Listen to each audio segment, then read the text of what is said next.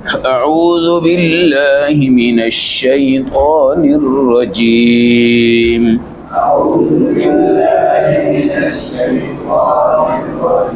بسم اللہ الرحمن الرحیم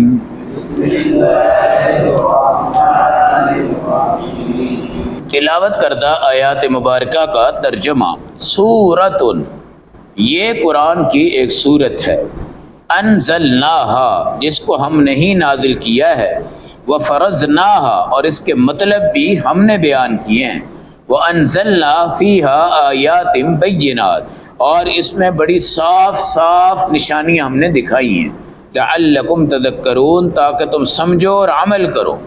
الزانیہ وہ لڑکی جو زنا کرے، والزانی اور وہ مرد جو زنا کرے، فجلدوا کل واحد منہما 100 جلدہ ان زانیوں کو 100 کوڑوں کی سزا دو، ولا تأخذکم بہما رأفا اور کوئی نرمی کا برتاؤ نہ کرو، فی دین اللہ اللہ کے دین کے متعلق، ان کنتم تؤمنون باللہ والیوم الآخر اگر تم اللہ اور آخرت کو مانتے ہو، ولیشہد عذابہما طائفۃ من المؤمنین اور ان کی سزا کے وقت مسلمانوں کی ایک جماعت بھی سامنے موجود ہو۔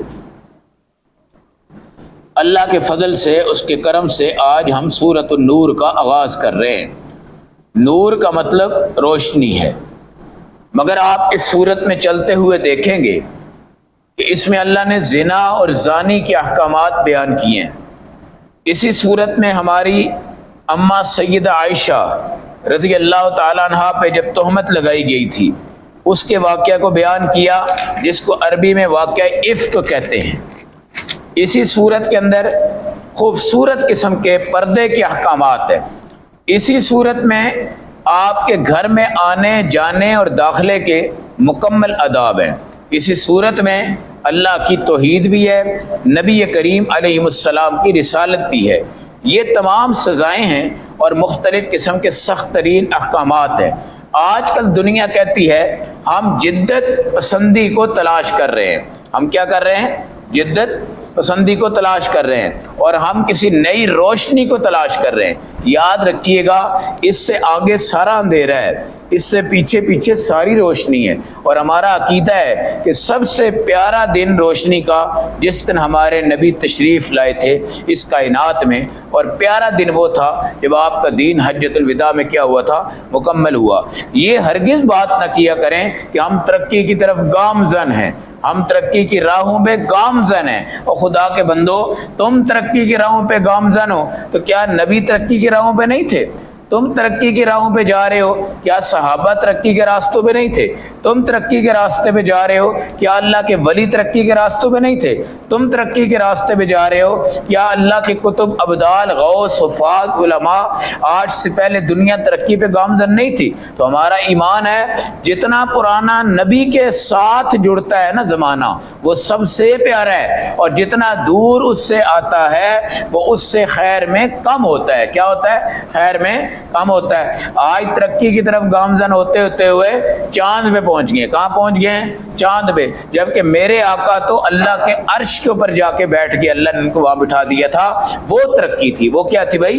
ترقی تھی۔ تو نور کا یہ مطلب نہیں ہوتا کہ کریمیں لگا کے چمکیں۔ نور کا مطلب ہے اندر کے روحانی گندگی جب پاک ہو جاتی ہے، اللہ انسان کے چہروں پہ نورانیت کا تمغہ عطا کرتے ہیں۔ اب یہ سزائیں جو آ رہی ہیں، مجرموں کی سزائیں ہیں نا، اب ہم یہ نہیں ہے کہ اس کو جوتیوں کا ہار پہنا دیں اور اس کو زانی اور شرابی، زانی اور شرابی، زانی اور شرابی کے نعرے لگائیں، اس سے کچھ نہیں ہوتا۔ جب اس کو سزا مل جائے، سزا کے بعد وہ بندہ پاک، صاف اور شفاف ہو جاتا ہے۔ اب مجھے اور آپ کو، اب اس کو بھی ہم نور کہہ سکتے ہیں، اس کو بھی کیا کہہ سکتے ہیں؟ نور کہہ سکتے ہیں۔ یہ سورت جو اللہ نے اتاری ہے، قرآن کی تو 114 صورتیں، مگر اس سورت کو قرآن نے کہا سورتن، یہ سورت ہم نے اتاری ہے۔ سوال یہ ہے کہ قرآن سارا ہی اللہ نے اتارا ہے، اس کے مطلب بھی ہم نے بیان کیے ہیں۔ اس کا مطلب بھی کیا ہے کہ مطلب بھی سارے اللہ نے بیان کیے، مگر چونکہ یہاں ایک بہت اہم ترین موضوع ہے کیا ہے؟ بڑا اہم ترین موضوع ہے، اور وہ ہے زانی کو سزا دینا، زانی کو سزا دینا، جس کو آج کے کافر کیا کہتے ہیں کہ بھئی یہ زیادتی ہے، یہ کیا ہے؟ زیادتی ہے، چور کے ہاتھ کاٹنے ہیں، مگر کافر کہتے ہیں یہ زیادتی ہے، ہم نے جانور قربان کرنے ہیں، کافر کہتے ہیں یہ زیادتی ہے، کوئی مرتد ہو جاتا ہے اس کی سزا قتل ہے، کافر کہتے ہیں یہ زیادتی ہے، کوئی ختم نبوت کا منکر ہے اس کی سزا قتل ہے، کافر کہتے ہیں یہ زیادتی ہے، صحابہ کا گستاخ ہے اس کی سزا بھی کوڑے ہیں اور مار پیٹ ہے، کافر کہتے ہیں یہ زیادتی ہے، اس کو چینج کرو، کیا کرو؟ چینج کرو، ان زبانوں پہ، ان لوگوں پہ، ان مفسروں پہ، ان محققوں پہ، ان سیاستدانوں پہ، ان علماء پہ، ان حفاظ پہ، ان قراء پہ جو ان کی ہاں سے ہاں ملا کے ان سزاؤں کو چینج کرنے کے لیے کوئی کانفرنس، کوئی میٹنگ، کوئی جماعت، کوئی گیدرنگ کرتے ہیں، ان پر اللہ کی، رسول کی، فرشتوں کی، کتوں کی، خنزیروں کی، تمام کے تمام بدترین مخلوقات کی لعنت ہے اس پر جو اللہ کی ان سزاؤں کو چینج کرنے کے لیے کوئی کانفرنس بلائے، کوئی میٹنگ بلائے، کوئی سوچے، کوئی سمجھے، یا کوئی مفتی مولوی اٹھ کر یہ کہے کہ جی میں کوئی اجتہاد کرتا ہوں اور میں اس کا متبادل تلاش کرتا ہوں، اس کی مفتی پن پر، مولویت پر، اس کے علم پر، اس کے کتابوں پر، اس کے اداروں پر، اس کی تہذیبوں پر اللہ کی لعنت ہے۔ یہ بات یاد رکھیے گا۔ درس قرآن آپ کو یہ بتاتا ہے کہ قرآن ڈائریکٹ اللہ کی ہدایات ہے، اور اس کے اندر میری اور آپ کی سوچ سے ان چیزوں کو تبدیل کرنا یہ ممکن نہیں ہے، اور جس نے آج تک تبدیل کرنے کی کوشش کی ہے اللہ نے اس کو ذلیل اور رسوا کی ہے، تباہ و برباد ہوئے۔ اب یہ زنا کی سزا ہے، اور نہیں جی بڑی سخت سزا ہے جی، اس کو قید میں بدل دو، کوئی اور سزا دے دو، بھئی تمہارے اوپر لعنت ہے، تمہارا اللہ یہ سزا دے رہا ہے، اور یہ سزا قرآن تمہیں کہہ رہا ہے دو، اور یہ سزا وہ تھی جو صحابہ سے بھی اس طرح کے عمل ہوئے، انہوں نے نبی پاک کے پاس آ کر کہا یا رسول اللہ ہم سے یہ معاملہ ہو گیا ہے، اللہ کے نبی نے کہا تم دماغ کے ٹھیک ہو یا تمہارے ذہن میں کوئی مسئلہ تو نہیں آ رہا کہ تم اقرار کر رہے ہو؟ ہاں جی ہم ٹھیک ہے، ہم سے ہوا ہے۔ پھر ہمارے نبی کہتا ہے دیکھو تمہارا ذہن ٹھیک ہے، تم صحیح بات کر رہے ہو، جی بالکل ٹھیک ہے۔ اللہ کے نبی نے حضرت معاذ اسلمی اور اس طرح کے کئی اور واقعات ہیں، ان کو سزا دی ہے۔ کیا دی ہے؟ سزا دی ہے، اور لوگوں نے کہا او ہو اور تمہیں کیا ضرورت تھی، تم نبی کے پاس گئے اور تم نے کہا میں نے یہ کیا اور تمہیں سزا مل گئی۔ حضور نے کہا اب یہ پاک ہو چکا ہے، اس کی توبہ کے سائے میں مدینے کے سارے گناہگار بیٹھ جاؤ، اللہ تمہیں معاف کر دے گا۔ کیا کر دے گا؟ تو اللہ یہ کہتے ہیں صورتیں ساری ہیں، مگر یہ صورت اسپیشلی طور پہ میں نے اتاری ہے، اس کے حکم میں نے دیے ہیں، لہٰذا اس میں کوئی توجیہ، کوئی تعویل، کوئی تبدیلی، کوئی ترمیم اگر تم کرنے کی کوشش کرو گے تو یاد رکھنا جتنا اللہ بڑا ہے اتنا ہی اس کا کلام بڑا ہے، جتنا اللہ ضرر سے پاک ہے اس کا کلام بھی ضرر سے کیا ہے بھائی؟ پاک ہے۔ تو توجہ سے سننا، اور یہ واقعہ جس جگہ پہ ہوگا آنکھ بند کر کے اس پہ عمل کر لینا، اس میں کوئی لچک نہیں دکھانی۔ کیا آیا قرآن میں؟ سورۃ انزلناہا، اس کو ہم نے اتارا ہے، فرضناہا، اس کے معنی بھی ہم نے کیا کیے ہیں؟ بیان کیے ہے، اور ہم نے اس میں کھلی نشانیاں تمہیں دی ہیں تاکہ پڑھو عمل کرو، پڑھو عمل کرو۔ پہلا حکم، زنا والا مرد، زنا والی لڑکی، ان کو 100 کوڑے مارو، اور یہ کوڑے یہ جھاڑو کے تنکے نہیں ہیں، وہ کوڑے ہیں جو حضرت عمر فاروق رضی اللہ تعالیٰ عنہ گھر میں رکھا ہوا تھا، بے نمازی کو آپ بلاتے تھے اس کو لگاتے تھے۔ ایک بات یاد رکھیں، ایک سزا وہ ہے جو قرآن میں آتی ہے، اس کو کہتے ہیں حدود اللہ۔ کیا کہتے ہیں؟ ایک سزا وہ ہے جو حدیث میں آتی ہے، اس کو کہتے ہیں تعزیرات، مگر اس کی بھی 2 قسمیں ہیں۔ کچھ تو وہ ہیں جو حدیثوں سے ثابت ہے کہ آپ نے فلاں فلاں گنہگار کو یہ سزا دی، کچھ وہ ہیں جو ثابت نہیں ہیں تو حدود یہاں پر بھی ہیں وہاں پر بھی ہیں، جو وہاں بھی نہیں ہے یہاں بھی نہیں ہے اس پہ قاضی وقت فیصلہ کرتا ہے۔ کیا کرتا ہے وہ قاضی؟ اس کو تعزیرات کہتے ہیں۔ کیا کہتے ہیں؟ یہ جو عدالتوں میں ہمارے فیصلے ہوتے ہیں ان کو تعزیرات کہتے ہیں۔ کیا کہتے ہیں ان کو؟ کیونکہ جو فیصلہ قرآن کا ہے نا اس کو عدالت چینج نہیں کر سکتی۔ پھر ایک قانون یہ بھی یاد رکھیں، جس جگہ پہ حدود آ گئی ہیں تعزیر کی سزا اس سے کم درجے میں ہوگی۔ کیا ہوگی؟ یعنی مثال کے طور پہ ایک شرابی ہے، اس کے بارے میں ہے جی اس کو 40 کوڑے مارو، بعض ائمہ کہتے ہیں جی 80 کوڑے مارو، 40 کوڑے ہیں۔ کتنے؟ 40۔ اب اگر قاضی کوئی تعزیر لگاتا ہے تو وہ 40 سے اوپر نہیں لگا سکتا۔ یہ بھی ایک اصول یاد رکھیں کہ قرآن حدیث میں جو حدود ہے جو ان کی لمٹ ہے تعزیر اس سے نیچے آئے گی۔ یہ نہیں ہو سکتا کہ یہاں 100 کوڑے زانی کو لگے ہیں اور ایک قاضی صاحب اٹھ کے کہیں یار یہ بندہ بہت ہی فراڈی آدمی اس کو 200 کوڑے لگا دو۔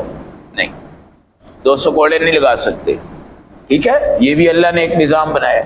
تو تعزیر قرآن کی سزا کو نہیں کہتے، تعزیر حدیث کی سزا کو بھی نہیں کہتے۔ تعزیر کس کو کہتے ہیں؟ جو سزا طے نہیں ہے، قاضی وقت فطروں کو روکنے کے لیے ایک سزا طے کر دیتا ہے، اس کو کیا کہتے ہیں؟ زنا کے اندر لڑکے کا لڑکی کا بالغ ہونا، مکلف ہونا، عقل مند ہونا، آزاد ہونا، غلام نہیں آزاد، یہ اگر شادی کر کے پھر یہ زنا کرتے ہیں تو ان کو رجم کہتے ہیں۔ ان کو کیا کرتے ہیں؟ رجم۔ رجم کیا ہوتا ہے؟ زمین میں گڑھا کھودیں، بندے کو اس میں اتار دیں، یہ دھڑ اس کا اوپر والا یہ اوپن رہے گا، یہ نہیں جائے گا۔ آپ سارے مجمع والے آئیں گے تو قرآن نے یہاں کہا ہے وَلْيَشْهَدْ عَذَابَهُمَا طَائِفَةٌ مِّنَ الْمُؤْمِنِينَ کہ مومنوں کی پوری جماعت کے سامنے اس کو سزا دینی ہے۔ اب آپ پتھر اٹھائیں گے، کیا کریں گے؟ پتھر، اور اس کو ماریں گے، اس کو ادھر سے ماریں گے، وہ مارے، اس کا سر کچلا جائے، پھٹ جائے، قیمہ بن جائے، مر جائے، اس کو کیا کہتے ہیں؟ رجم۔ یہ تب ہوتا ہے جب شادی شدہ لڑکی لڑکا کیا کرے بھائی؟ زنا کرے۔ اگر غیر شادی شدہ زنا کرتے ہیں اس کو 100 کوڑے لگیں گے۔ کتنے؟ 100 کوڑے۔ اگر غلام اور ایک باندی آپس میں زنا کرتے ہیں تو ان کو 50 کوڑے لگیں گے۔ اور اگر زنا کرنے والا سزا کے وقت بیمار ہو گیا ہے اور وہ 1 کوڑا بھی نہیں سہ سکتا تو پھر اطباء اس کا علاج کریں، ڈاکٹر اس کا علاج کریں، وہ بالکل صحت یاب ہو جائے گا، اس کے بعد اس کی سزا اس کو دی جائے گی، سزا اس کو دی جائے گی۔ بعض حضرات نے یہ بھی کہا کہ 1 سال ان کو جلا وطن کر دو۔ کیا کر دو؟ جس جگہ کا بندہ ہے اس کو جلا وطن کر دو۔ جی اب یہ اجتماعی زیادتیاں ہوتی ہیں اور لڑکیوں کو اغوا کر لیا جاتا ہے، لڑکوں کے ساتھ بدفعلی ہوتی ہے، بہت کچھ ہوتا ہے، تو یہ عدالتیں کیس کس چیز کا لگاتی ہیں؟ بھائی ایک بندہ جب پکڑا گیا، شواہد آ گئے، وہ کہہ رہا ہے جناب کہ میں نے زنا کیا ہے، پھر بھی جناب کیس چل رہے جی، وکیل باس کرے گا جی، session court, high court, supreme court, special bench, full court bench. یہ کیوں ہے؟ یہ کیوں ہے؟ جب جرم کا اقرار ہو گیا، جب ثابت ہو گیا، جب معاملہ ہو گیا تو پھر اس پہ کیس کرنے کی کیا بات ہے؟ کوئی ڈائریکٹ سزا دینی چاہیے۔ ڈائریکٹ سزا، جو ہمارے اصل حق ہیں، زمینوں کے حقوق ہیں، وہ پوری زندگی ہماری لگ جاتی ہے، ہم مر کے قبر میں چلے جاتے ہیں، وہ چل رہے ہوتے ہیں۔ وجہ کیا ہے؟ کہ ان کیسوں کو بھی لمکا دیے جاتے ہیں۔ اس لیے قرآن کہتا ہے الزانی، زنا والا مرد ہو یا زنا والی لڑکی ہو، ان کو 100 کوڑے مارو، کوئی رأفہ نہیں کرنی، کوئی نرمی۔ ہمارے نبی کے پاس ایک فاطمہ نامی عورت کی جب سفارش آئی تھی نا، کہ قبیلہ مخزوم کی ایک عورت ہے، اس نے چوری کر لی۔ کیا کر لی؟ ایک صحابی سفارش لے کر آئے کہ یا رسول اللہ، قرآن تو کہتا ہے جس کے ہاتھ کاٹیں، مگر وہ قبیلہ بہت اونچا ہے، ان کی پرسنالٹی بہت ہے، آپ اگر اس میں کوئی لچک دکھا دیں، آپ کا چہرہ مبارک سرخ ہو گیا، آپ خود ہی بتائیں کہ بھئی غصہ آئے تو چہرہ مبارک سرخ کس کنڈیشن میں ہوتا ہے؟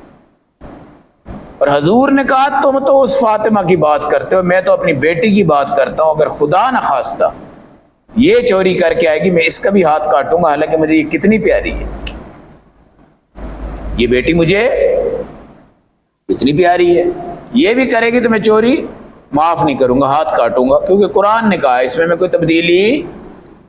آج بڑے بڑے شیطان بیٹھے ہوئے ہیں، یہ سوشل میڈیا پہ تفسیر بیان کرنے والے بڑے بڑے شیطان ہیں، اور جو کہتے ہیں جناب میری رائے اور میرے نظریے میں قرآن یہ کہتا ہے، مگر میرا یہ نظام، میرا مزاج، لعنت ہے اس کی لفظ پہ، تیرے مزاج پہ لعنت، تیری سوچ پہ لعنت، تم رب کی ہدایت کے مطابق اپنی لچک دکھا رہے ہو، کس کے زر خرید بن چکے ہو، تمہیں کون سی امت نے خریدا ہوا ہے، کون سے ڈالر تم لے رہے ہو؟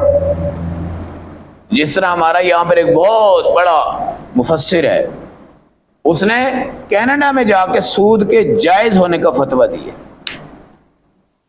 میں نام نہیں لیتا کیونکہ اس سے فتنے ابھرتے ہیں، نام لینا شخصیت کو اٹیک کرنا کسی کی کوئی غرض نہیں ہوتی، کوئی شیعہ ہے کوئی مرزائی ہے، ہمارا کام ہے اپنے موقف پہ بیان کریں، کسی کی ذات کو پکڑ کے ہٹ کرنے کی کوئی ضرورت نہیں ہوتی۔ اس نے کینیڈا میں جا کے یہ کہا کہ سود حلال ہے، سود جائز ہے، اور دنیا اس کے پیچھے، وہ کہتی جناب جو کچھ ہے تو یہی ہے، ہم تو اس کے کہنے پہ مریں گے، اس کے کہنے پہ جیئیں۔ اس طرح کے لوگ، اس طرح کے بہت سے لوگ ہیں۔ ایک یہ اور فتنہ ہے جو منکر حدیث ہے، کیا ہے جی؟ او بھائی قرآن بھی وہی ہے، حدیث بھی وہی ہے، قرآن بھی وہی ہے، حدیث بھی کیا ہے؟ صرف قرآن وہ وہی ہے جو نماز میں پڑھی جاتی ہے، حدیث وہ وہی ہے جو نماز میں نہیں پڑھی جاتی، کیونکہ قرآن نے کہا ہے کہ آپ صلی اللہ علیہ وسلم کبھی بات خود نہیں کرتے، اللہ کی منشا سے کرتے، تو حدیث وہی ہے کہ نہیں ہے؟ لیکن نماز والی نہیں، قرآن وہی ہے، یہ متلو ہے، یہ تلاوت کی جاتی ہے، اس لیے ان کو 100 کوڑے مارے جائے یا ان کو جلا وطن بھی ساتھ کیا جائے، اور اس کے بعد اگر شادی شدہ ہے تو اس کو رجم کیا جائے، نہیں ہے تو اس کو 100 کوڑے مارے جائیں، غلام ہے تو اس کو 50 کوڑے مارے جائیں، ٹھیک ہے، اور اگر وہ بیمار ہے تو اس کے صحت کا انتظار کیا جائے، کیونکہ جس عورت کا واقعہ آتا ہے نا، اس نے کہا یا رسول اللہ مجھ سے بھی زنا ہو گیا، میرے پیٹ میں بچہ بھی ہے، حضور نے کہا جا جب بچہ پیدا ہو جائے پھر آ جانا، پیدا ہو گیا، پھر حضور نے کہا چلو اب بھی جاؤ اس کو دودھ پلاؤ، پھر وہ آ گئی۔ دیکھیں ہماری طرح کا کوئی ہوتا تو جناب ایئرپورٹ پہ ٹکٹ کرواتا اور سیدھا امریکہ بھاگ جاتا، کہاں بھاگ جاتا جی؟ یہی ہوتا ہے نا جی، ہمارا کوئی یہاں پہ بہت بڑے آفیسر ریٹائر ہوتے ہیں، ایک امریکہ میں جا کے بیٹھ جاتا ہے، ایک دبئی میں جا کے بیٹھ جاتا ہے، ایک لندن میں بیٹھ جاتا ہے، اس کے علاوہ کچھ ہے ان کے پاس۔ اور بات کرتے ہیں صحابہ پہ، صحابیہ ہیں غامدیہ، کیا نام ہے ان سے؟ یہ ہوا، انہوں نے کہا یا رسول اللہ ہو گیا ہے اور میرے پیٹ میں بچہ ہے، حضور نے کہا جاؤ بچہ پیدا ہوگا پھر آنا، ہے جی۔ اب وہ ہوتی جناب ایئرپورٹ سے ٹکٹ کٹواتی اور پھر رن فرار ہو جاتی، جناب بچہ پیدا ہوا وہ پھر میرے نبی کے پاس آ گئی، آپ مجھے سزا دیں، آپ نے کہا نہیں ابھی اس کو دودھ پلاؤ، دودھ پلایا، پھر وہ دودھ کی مدت کے بعد آ گئی، آپ مجھے سزا دیں۔ حضور نے کہا جاؤ جب یہ روٹی اپنے دانتوں سے چبائے گا پھر آ جانا۔ 5 سٹیپ ہیں، کتنے؟ بچہ پیدا ہو جائے، دودھ پی لے، دودھ کی مدت پوری ہو جائے، دودھ چھڑوا دو، روٹی چبا لے، وہ 5ویں مرتبہ آئی حضرت غامدیہ، میرے نبی نے ان کو سزا دے دی، رجم ہو گیا، ہیں جی۔ اور آج یہ ہمارے جناب ادھر بھائی صاحب کرپشن کر کے سیدھے جناب پرواز جاری ہوتی اور کسی کا نام اس میں ڈال دیتے جی ایئرپورٹ سے باہر نہیں جانے دینا، اور ان کو جب اللہ سزا دیں گے تو یہ کہاں جائیں گے؟ اور یہ بات کرتے ہیں جی قرآن میں لچک ہونی چاہیے، سزاؤں میں لچک ہونی چاہیے، اور چور کے ہاتھ نہیں کٹنے چاہیے، کوئی تبدیل کر دیا جائے، ختم نبوت کا جو منکر ہے اس پر کیا ہو رہا ہے؟ یہ ہمارے شیاطین نے اس کو چھیڑا تھا، یہی کہا تھا کہ حلف نامہ یہ جو لکھا ہوا نا، ایک ہے میں اقرار کرتا ہوں کہ اللہ کے نبی آخری پیغام، ایک ہے میں حلفن، یہ حلفن کا لفظ مٹانا چاہتے تھے، حلفن کا لفظ مٹانا چاہتے تھے۔ الحمدللہ اللہ نے غیبی طاقتوں سے دکھایا کہ یہ تمہارے ہونے والا ہے، یہ کچھ ہو رہا ہے، اس پر پوری دنیا باہر آئی، اور آج بھی وہ موجود ہے کہ میں حلفن اقرار کرتا ہوں۔ یہ بھی اللہ کا شکر ہے، حکومت کا جو بھی کرندہ ہے ہم اس کے لیے دعا کرتے ہیں کہ اللہ اس کو 4 چاند لگائے۔ ہمارے نکاح نامے میں اس مہینے سے حلف نامہ آ گیا ہے کہ میں اقرار کرتا ہوں، میں اقرار کرتی ہوں کہ میں مرزائی نہیں ہوں، قادیانی نہیں ہوں، میں ختم نبوت کا داعی ہوں، میں داعیہ ہوں، اور میں حضور پاک کو آخری نبی مانتا ہوں۔ اللہ کا شکر ہے۔ یہ حکومت میں جو مرضی بندہ کرے نا، آپ ہر ایک کو ہٹ نہ کریں، جو بندہ اچھا کام کرتا ہے اللہ اس کو 4 چاند لگاتا ہے۔ ذوالفقار علی بھٹو نے وہ جب سائن کیے تھے نا، بے شک کوششیں علماء کی تھی مگر پاور آف اتھارٹی اس کے پاس تھی، گویا وہ سین اس نے اپنے اندر چھرا گھونپا تھا، اپنی موت کا سمجھے اس نے اشارہ دیا تھا۔ ہمارے استاد تھے مولانا عبدالرحمن اشرفی، جامعہ اشرفیہ کے محتمم تھے، وہ کہنے لگے میں نے سفید کپڑوں میں جنت میں چلتے ہوئے اس کو دیکھا ہے، کیوں نہیں جا سکتا؟ اگر اس نے اتنا سین کر دیا ہوا ہے، آج آئین پاکستان میں قادیانی کافر ہے، یہ بھٹو کے ہاتھ کا سین ہے۔ آج ہم کہیں جناب یہ جماعت ہم اس کے ساتھ نہیں ہے، بھئی جماعتوں کو گولی مارو، لیکن ذوالفقار علی بھٹو کا کارنامہ زبردست تھا، اور یہ کارنامہ ہمارے اور سیاستدانوں سے نہیں ہو سکا۔ الحمدللہ اس بات پہ بہت بڑی بات ہے۔ ادھر ایک چوکیدار آیا تھا جماعت کے ساتھ، وہ اب تو بیچارہ ماشاءاللہ کروڑ پتی یا ارب پتی ہوگا، وہ بے نظیر بھٹو کا گارڈ رہا ہے۔ ادھر گشت کرنے کے بعد بیٹھا اور کہتا ہے جی میں آپ کو اس عورت کی 2 خوبیاں بتاتا ہوں، کبھی وہ دوپٹہ نہیں اتارتی تھی، کبھی وہ نماز نہیں چھوڑتی تھی، نمبر 3 کبھی وہ اللہ کے سوا کسی سے ڈرتی نہیں تھی، اور جو اس کے والد کا کارنامہ ہے یہ والا ختم نبوت والا، وہ اس کی محافظ تھی، کوئی اس کو چھیڑتا نہیں تھا۔ یہ تمام چیزیں کسی شخص میں کوئی اچھی عادت ہے آپ اس کو ہمیشہ قبول کیا کریں۔ کوئی دین کی بات کرتا ہے وہ سچی کر رہا ہے یا جھوٹی کر رہا ہے، ہم کوئی رب نہیں ہے، آپ اس کو اچھا کہا کریں۔ تو یہ سزائیں ہیں، قرآن آپ کو کہتا ہے، مجھے کہتا ہے، معاشرے کو کہتا ہے، حکومت کو کہتا ہے، عدالتوں کو کہتا ہے، اس میں کوئی لچک نہیں ہے۔ پھر یہ بھی کہتا ہے کہ جس جگہ پتہ چلے نا بھائی زانی کو آج رجم کیا جائے گا، کوڑے مارے جائیں گے، وہاں مسلمانوں کا جمع ہونا بھی ضروری ہے تاکہ مسلمان دیکھیں اور عبرت ہو جائے، اور اس کے بعد ایسا کبھی نہیں ہوگا۔ اللہ ہمیں عمل و سمجھ کی توفیق عطا فرمائے۔